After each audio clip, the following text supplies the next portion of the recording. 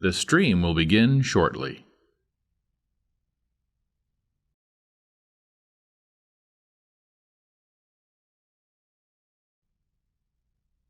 BSides Cincinnati 2016 is sponsored by GE Aviation, Ashland, CBTS, Encore Technologies, Morphic. Join the conversation. Tweet us at BSidesCincy. The stream will begin shortly.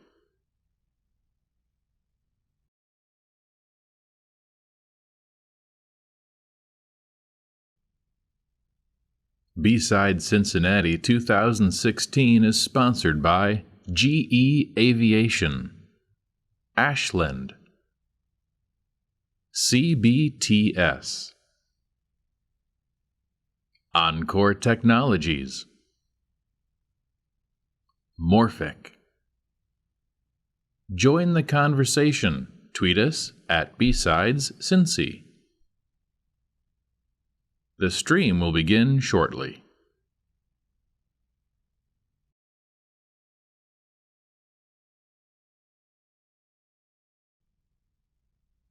BSides Cincinnati 2016 is sponsored by GE Aviation, Ashland, CBTS, Encore Technologies, Morphic. Join the conversation. Tweet us at BSidesCincy. The stream will begin shortly.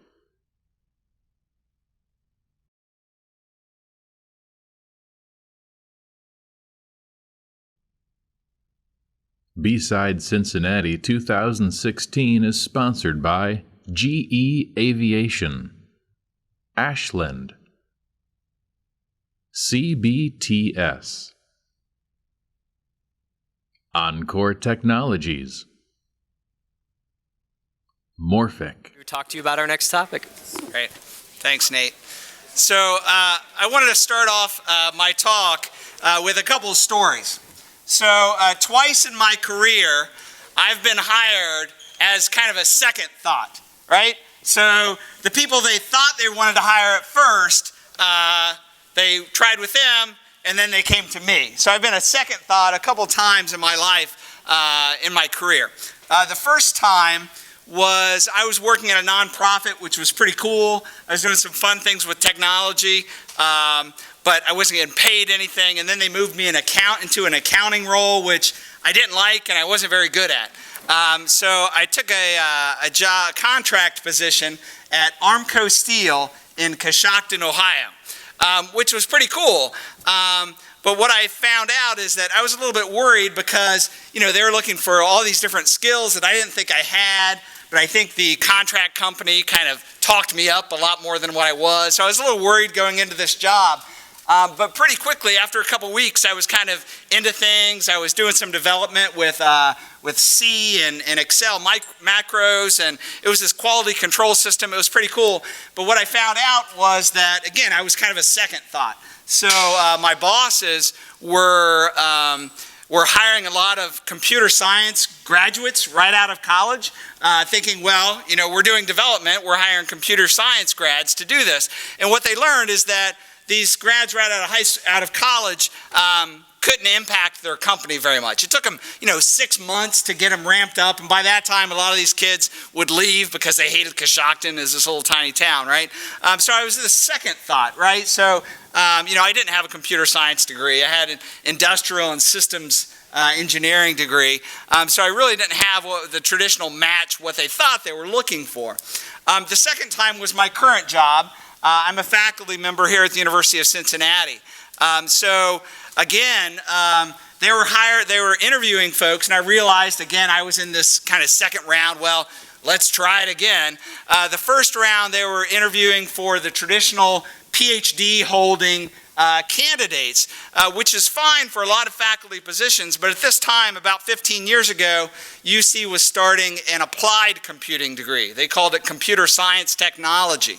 And so they're interviewing these PhD folks holding PhD, computer science, computer engineers, who are great and did great research, but they couldn't really teach the applied computing in the .com boom. And so again, I kind of ran into this situation where the organization thought they wanted something, and then either through interviews or through kind of tripping up, they found, oh, that traditional what we thought we wanted didn't actually fit what we're trying to do here.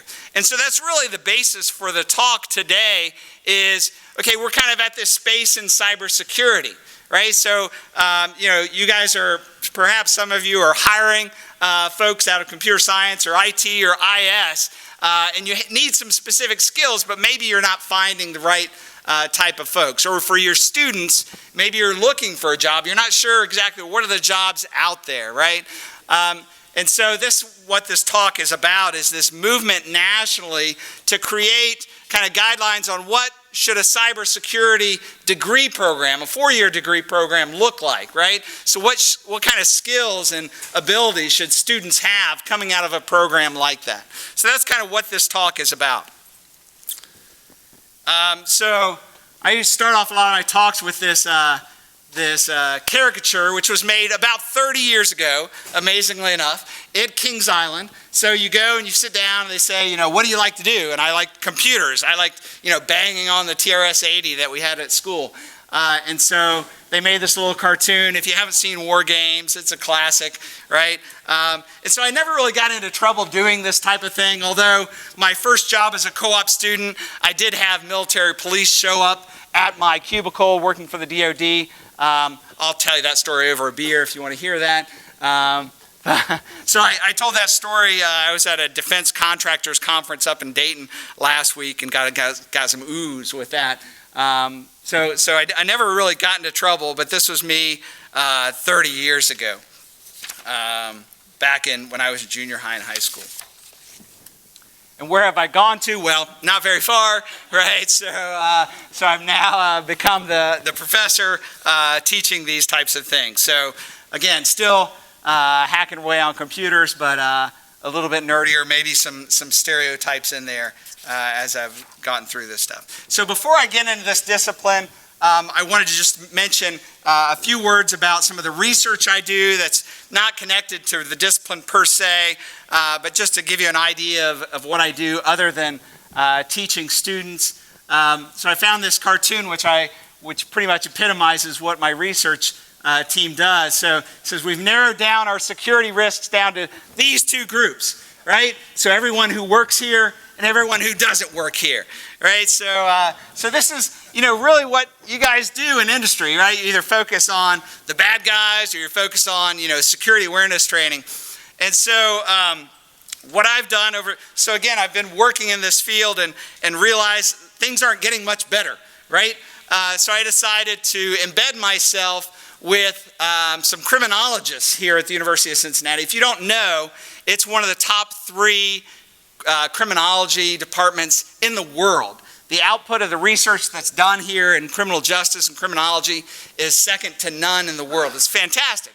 So I embedded myself with these researchers for about 3 years to try to say, well, you guys have been studying, crime prevention and criminology for hundreds of years. Is there something there? And there's actually been, some good research on stopping traditional crime.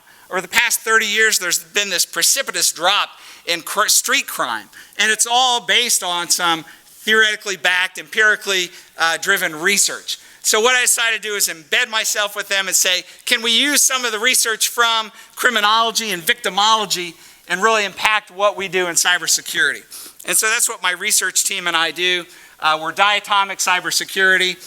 If you're interested in working with us, what we do is we focus on the actions of non-malicious insiders. We use an empirical methodology to really tease out risk of data breach at 3 levels. At the organizational level, so your organization based on size, type, location, what's your risk based on that?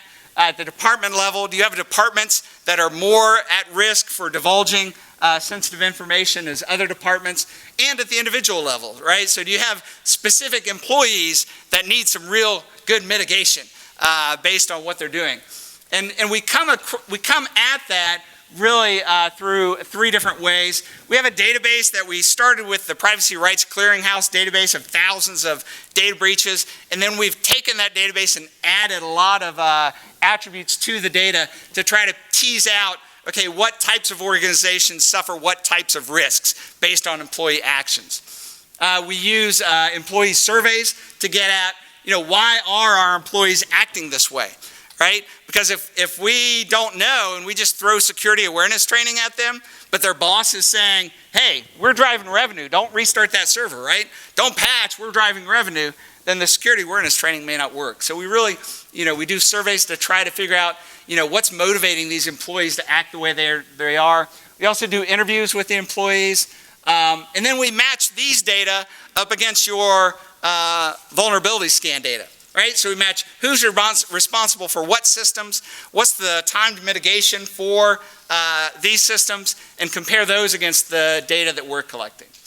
And then we use this assessment to feed into mitigation strategies, again, borrowing from criminology and victimology, using empirically driven customized solutions. And that's me with my criminology focused partners. So one of them is a professor here. One just took a job at Indiana State, but we'll still be working together. So again, we really look at the causes for the behaviors and motivations of employees and how they affect data breach. All right, so digging into the real part of the talk. All right, so that's my research. Coming back to I talked about a couple of jobs I've had. So I am a faculty member here at the University of Cincinnati out of the School of Information Technology. So at UC we have cybersecurity scattered about the university. So we're a comprehensive university. We have it out of the School of IT, which is where I am, which is in applied computing. I'll talk more about that in a minute. We obviously have it out of computer science. We have it out of math. We do some cryptography type stuff out of there. Out of the School of Law. So our law school does some cybersecurity. Who am I missing? Business does cybersecurity. Political science does policy level cybersecurity. I actually teach a class with the head of our political science department we call Cyber Attack, which is a lot of fun. We put students in teams and they come up with potential attacks against organizations and we role play those. So it's a lot of fun. So we all work together in doing cyber at the university. Let's see where I'm at. Let's see. We are also now have NSA, DHS certifications as Centers for Academic Excellence in cyber defense and cyber operations. So we're one of a few universities that have the dual designation of those two. And we'll talk about what that means in a couple minutes. Let's see. I'm trying to think where I'm going to go with this. All right. So coming back to, again, the School of IT and what I was hired into, I'm going to talk about kind of this movement of IT in the disciplines because I think it matches a lot what's happening now with cybersecurity. So again, about 15 years ago, UC was creating this applied computing program because businesses like Armco Steel and Coshocton were having problems getting CS grads who could actually implement things and apply some of the theories they were learning in computer science. So there are universities across the country who are building similar programs at Purdue, at BYU, at RIT, DePaul. So a lot of universities were doing this, creating these applied computing programs out there. And that's what we did here at the University of Cincinnati as well. And so I'll talk in a minute a little bit more about that. So again, I teach out of a School of IT, which is more of an applied computing. We teach enough theory so that students can adapt to new technologies and so they can troubleshoot when things go wrong. But we're much more of a tactical program than computer science, which is more theory-based. We'll talk more about that in a minute. So again, 15 years here teaching systems courses, cloud computing, infrastructure as a service, data center operations, network security, this cyber attack class. So in the systems, networking, security type of areas over the past 15 years. So these universities, as we got together, putting together applied computing programs, we said, well, we need to get together to form kind of a group to talk about what does it mean to create these applied computing programs. And we aligned ourselves with ACM, which is the biggest computing professional society in the world. We became a special interest group under ACM for IT education. We landed on this name for the discipline, information technology, which again is an applied computing area. So ACM's other special interest groups you may have heard of, SIGGRAPH, SIGCHI, some other major players in computing. So I've been involved with ACM and this special interest group. I was their chair for about 3 years. I hosted the conference here in Cincinnati one year, which was pretty cool. And there were a few of us here from UC who participated in this creation of IT as a specific discipline under ACM. ABET and CSAB are the accreditation boards for computing. So programs, if they want to get accredited for computer science, information systems, computer engineering, information technology, they go through ABET or the Computing Sciences Accreditation Board. So I've been involved with them for several years. So I go out on site to universities and go through their IT curriculum, talk to students and faculty, and we actually designate accreditation for these programs around the country. So I'm very involved in that. With that as well, I'm on the Computing Criteria Committee of ABET. And so what we do is we take recommendations for changes to the accreditation guidelines, and then we kind of implement those into the system. So we've been working a lot this year. The big, maybe surprising thing is right now, to get accredited as a computer science program, you do not need to offer or require any cybersecurity coursework, and you can get accredited. You may have seen recently there was a report that showed of the top 10 computer science degrees in the country, none of them required any type of security coursework, and only 2 of them had security electives. Of the top 50 computer science programs in the country, only 3 of them required security courses. It's pretty amazing. Luckily, we here at UC do require, in the computer science, do require cyber. Pretty sure NKU does as well. So we're seeing this. So this is a big thing that we're working on in the criteria committee, is to infuse, to make sure that in the future, computer science programs will require some security. And it's amazing the pushback that we get from some computer science faculty about that. So again, this is kind of where I'm at, been at the university, working with ACM to help define IT as a discipline, and working with the accrediting agencies on what should be a accredited program, and then actually going out and helping with the accreditation on some of these things. All right. So I talked about ACM about 10 years ago, when information technology was coming into its own, as we were defining, well, what does it mean to deliver an information technology program? ACM published a report of all the computing disciplines and kind of described what each of them should look like, what they should include. And why is this important? Again, go back to, it's important so that when you all are hiring folks in your companies, so you know, hey, if I hire somebody from a computer science program that's accredited, I know they're at least going to have these things when they come in, right? And again, what we're working on is, in the future, cybersecurity, you'll know that they're going to have these things specifically. So one nice thing about this report from ACM, it created these graphs that you can see here. It put the computing space, and on the y-axis it said, okay, in computing we deal with things all the way up to organizations. So we hire IT employees, and how can we affect how they work, all the way down to computer hardware. Right? And then on the x-axis here, we have, some programs need to do high theory, right? We need to know about algorithms. Others need to do more with development. And so they took the computing disciplines and they mapped them onto this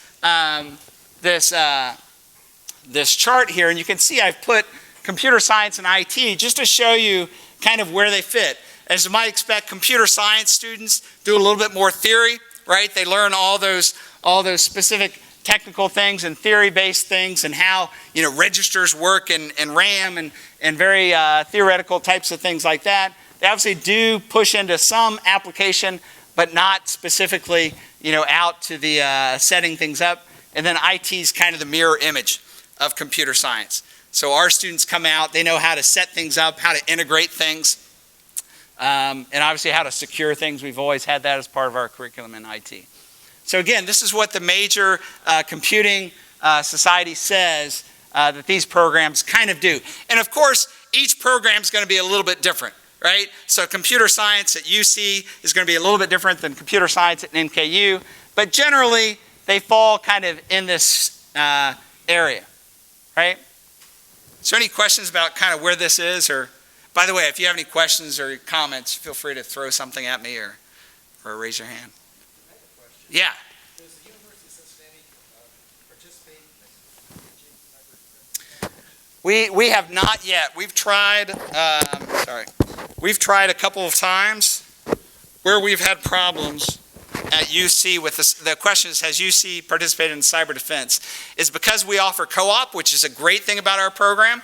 It's also hurts with student groups because they would rather be going out and making money than actually participating in a group. So we get a lot of excitement for student groups in the freshman year before they co-op. Then they go co-op and they say, oh, wait, I'm actually making money here. So we've had difficulty. NKU's done it quite a bit every year. They do the cyber defense. We're hoping that we can start ramping up and doing that some more, but that's where we have the problems at UC. Again, it's a great thing we have co-op, but that's the downside sometimes. A lot of our students, even when they're not co-oping, their companies hire them part-time to work while they're going to school. So we've had that problem. Do you think that this situation you described, that only a fraction of educational institutions of high level integrate IT security related courses Right. as a requirement? Do you think it's a market-driven or impression that there is no need for IT security professionals, or really insufficient demand? So the question is, why aren't these computer science programs requiring security in their programs? Is it market demand or is it something else? I really think it has to do with the faculty saying, this is just another piece of computing. We're dealing with the theory. It shouldn't be required of every computer science student coming out. So we faculty are historically slow moving on things. So again, some of it comes just to us, faculty. And, a lot of these programs are jam-packed already. So we're saying, okay, if we're going to include something new, what are we going to take out? Right? So I think that's been some of it within some of the computer science degree programs. So I don't know if that's a full answer, but that's my opinion on things. Okay? And again, not all computer science programs ignore it, certainly. Okay? To show you a couple other computing disciplines, information systems, these are the business folks, right? So they're dealing with, obviously, the organization a lot more with some implementation. The computer engineers, as you might expect, are down in the hardware, right? They're doing embedded systems, Internet of Things, things like that, right? So I was at this defense contractors conference a couple weeks ago in Dayton. They're really interested in needing security folks that are computer engineers. They're building weapon systems and things like that. So this is just kind of how ACM has designated these disciplines. So what I've come up with looking at this stuff is really these different disciplines answer different questions, right? So the IS folks answer the question, why do we need it? So they're involved in the business. They know how the business runs. They know where there's a problem, right? Where they need to be more efficient. And so the IS folks really understand the business process and understand we need a better efficiency here. We need a network or a database, right? And then our computer scientists and our computer engineers answer the question, well, how do we make that tool? How do we make that operating system? How do we make that router device, right? So the Intels of the world are dealing with computer engineers, right? The Microsofts with computer scientists. And then us in IT, we're worried about, well, how do we make it work? So how do we apply these tools that were created by computer scientists and computer engineers and apply them to the problems that are being identified by our information systems folks? So this is kind of one way that I like to think about this as we go forward. And of course, we'll talk about in a minute, well, where's cybersecurity in all this? One other kind of separation that I like to put in here is when we started creating this applied computing program, one of the major selling points that we would tell our students is you can get a job anywhere, right? So we have one of our graduates works with the Bengals downtown. One of them works with ESPN. Others work at schools, at universities, at banks. So the IT graduates really work everywhere. And the same can be said for information systems graduates. And so what I do is I put this,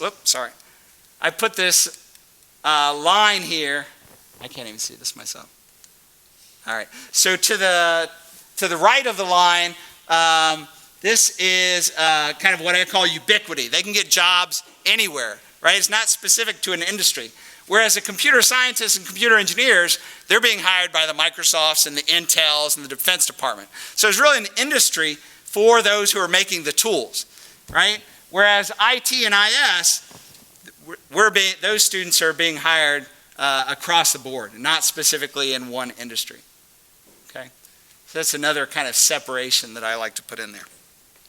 So again, coming back then to what we're talking about, cybersecurity. So again, I've been here 15 years, and I've taught a lot of the security courses that we've had. So really, from the time I started teaching security courses, people said to me, well, you guys need a whole track on cybersecurity. You guys should start a track, right? Rather than just having a systems and networking track and a software development track, you need a track in cyber. And my answer was always, well, really, students need to know everything we're teaching them first, and cyber should be a master's degree. Because I thought, well, you know, they really need to be these ninjas out there. They need to know all about computing.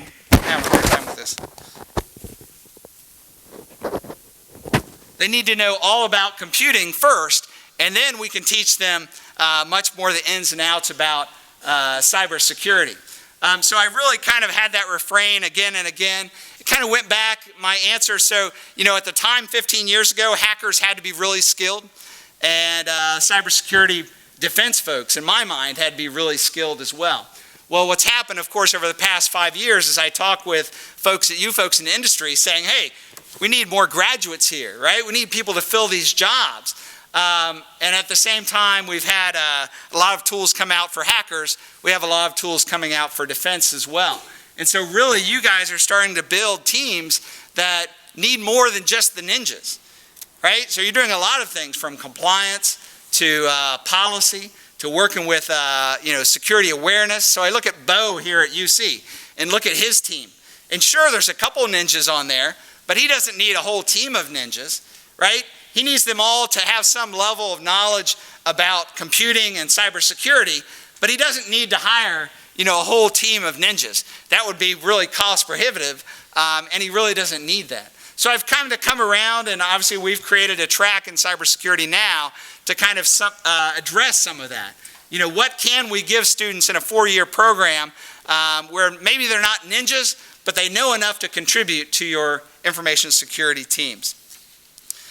And this is, and again, like IT, about 15 years ago where we did it, so other universities are realizing the same thing, right? So other universities are talking with industries like you guys and saying, we need more people, we need more people. We ask, well, what do you need those people to do? And the first answer you give, you describe the ninja, right? And then I say, well, we can produce a couple of those a year, and they're going to cost you a couple $100,000 a year. And then you say, okay, well, maybe I don't need all of those skills. I need people to do this, this, and this. And so we've kind of come around. And so nationally, there's an effort now, well, we'll get into that in a minute. So I've come away from this whole ninja idea. So everybody doesn't have to be a rock star. All these guys presenting today, in my mind, are rock stars. They're fantastic. But for you students out there, at a rock concert, there's one rock star, but there's a lot of support people there, right? A lot of people pulling cables, setting up the stage, doing all kinds of things.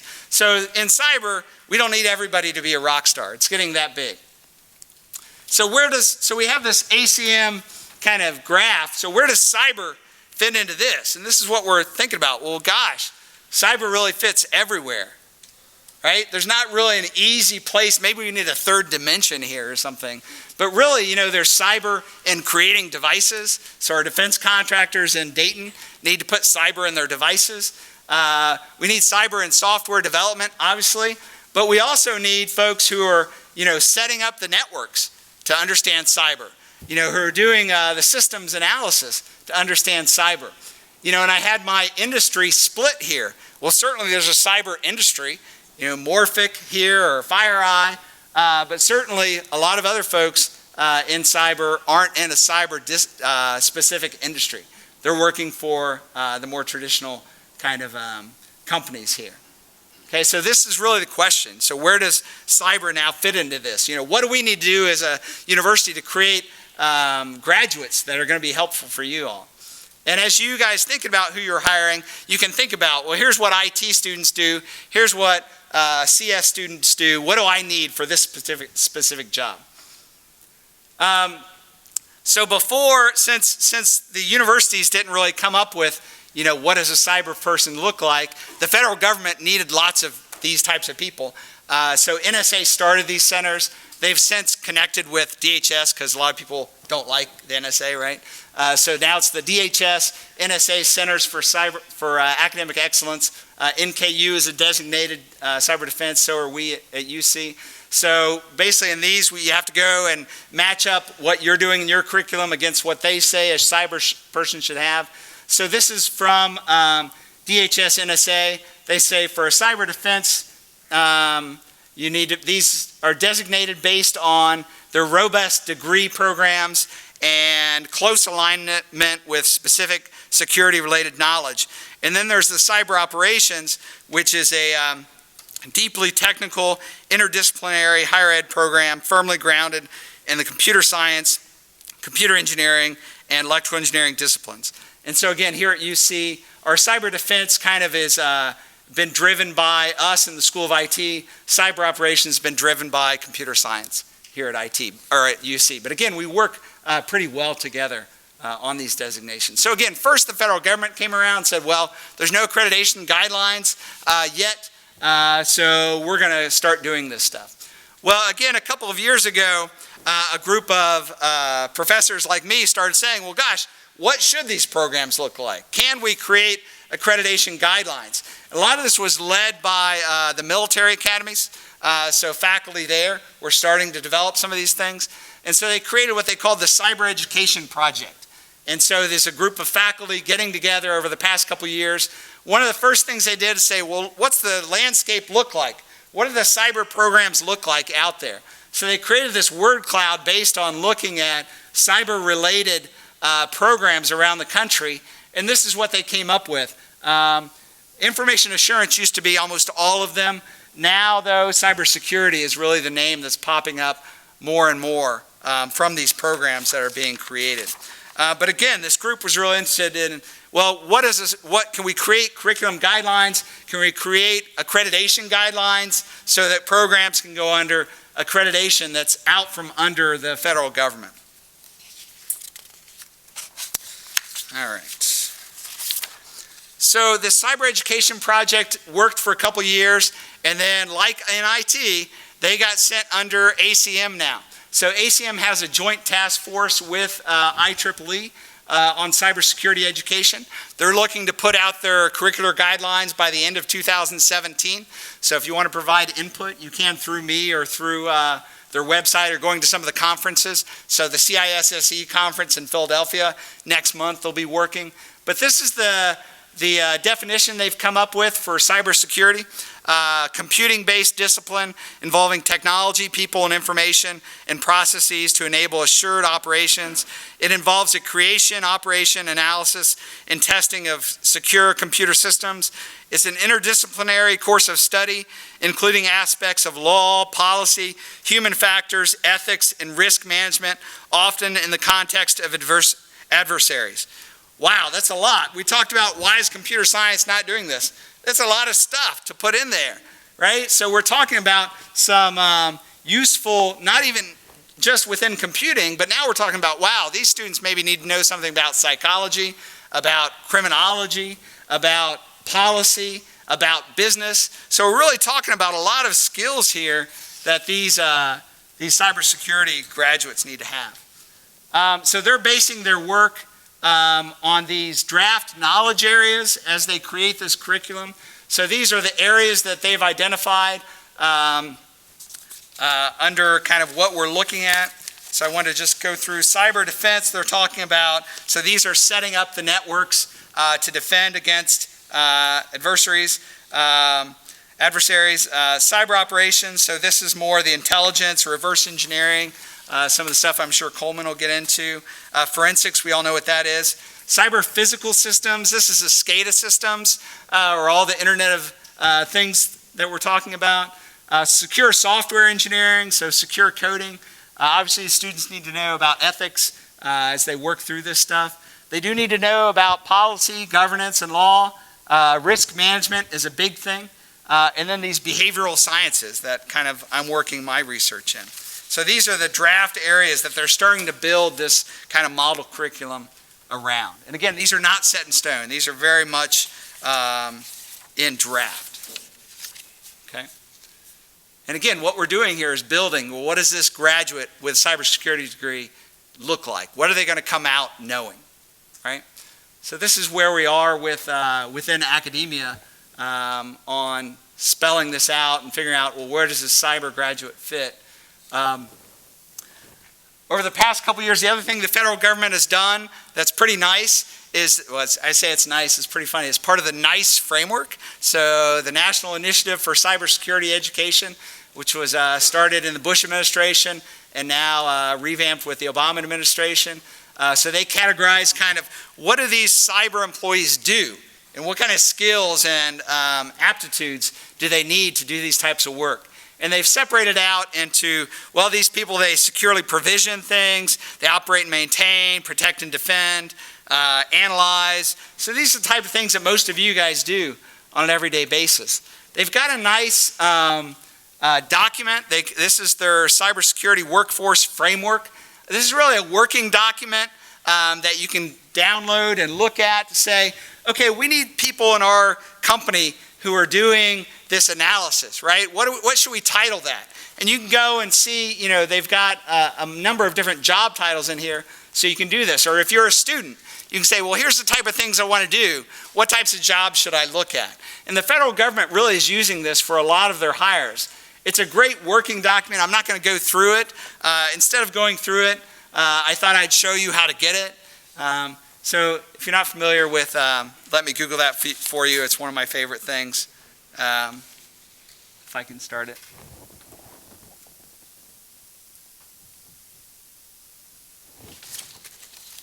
So NICE framework. This is something I want to do with my students all the time, but I'm not that much of a jerk of a professor to do that. So you can download the NICE framework and work through it, figure out, you know, where are we at, right? We're building this this intelligence group like Nate was talking about. What do we need to advertise here? What kinds of skills do we want to look for in our graduates? And again, for you students to try to figure out, you know, what does this this space look like? It's really a great resource to be able to use. I got somebody's okay. That's my son's favorite joke, by the way. When my daughter has her phone out, he gets up behind her, he says, "Okay, Google." It's his favorite joke in the world. He's 10. He loves that. All right. So thanks to everyone, the people who organized it, all of our sponsors who set this stuff up. So they're great. If you want to contact me, my email is there. I am on Twitter, LinkedIn. I do use Pinterest, so I'm not posting, you know, what my daughter posts. I really use that as a nice kind of repository for articles. I find it nice for that. So if you're interested, you can go there as well. Any last minute questions before I let you guys run and have a beer? Nothing? All right, thanks guys.